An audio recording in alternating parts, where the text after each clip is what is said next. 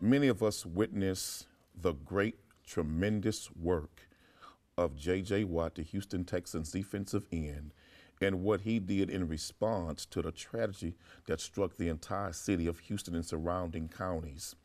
And I want to say that J.J. Watt should be commended. Absolutely. And we all thank you, sir, for the great work that you did in raising that money. And I want to thank you even further for being smart enough to say that you would make sure that that money reached the people directly in need on the ground, and that you would not give that money you raised to the established thieves of these established, some of them, organized charitable groups who don't tell the people that 75% of your donation goes to administrative costs. So thank you, Mr. Watt, to make sure that the people on the ground get that money. And when the established thieves come running and begging with their hat in their hand, remember, smile is a frown turned upside down. Don't fatten no frogs for snakes.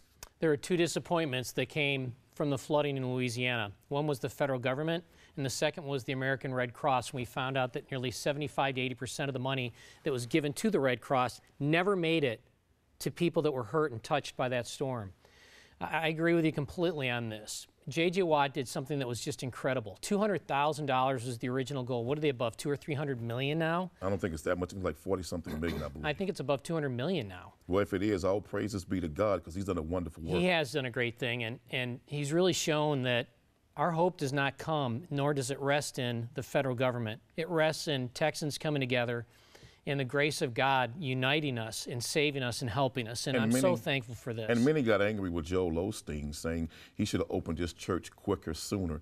But the man had to first establish to make sure that the flood waters were not coming into his church, because the video showed the water's about to come over the barrier that they built to stop the flooding. Then also the man has to make sure that he has church members that are there volunteering to receive the people who came. And what would happen if he invited people to come to his church and go through flooded water to get to him, and some would have died? Then he would have been blamed for giving them bad advice and misinformation and misdirection. And let's not condemn him. Let's try to find a way, many of us, to make all of us better. But I want to say to the brothers and sisters in our community, we got to stop looking for somebody outside of our community, some benevolent benefactor who doesn't look like us, to do for us what God has demanded that we get up and do for ourselves. How many great black churches, and some of them mega churches, didn't receive one drop of water, but they didn't rightly quickly open their doors?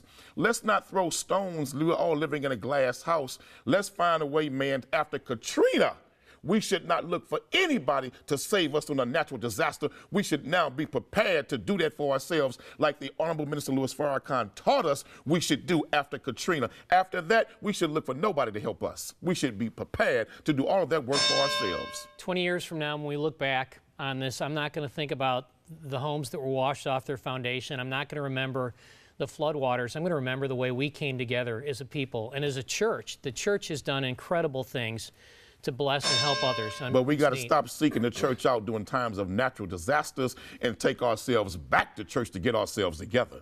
Well, let's see now if the church continues to walk in this manner. Take all the Republicans to church with you, because you all shall need it.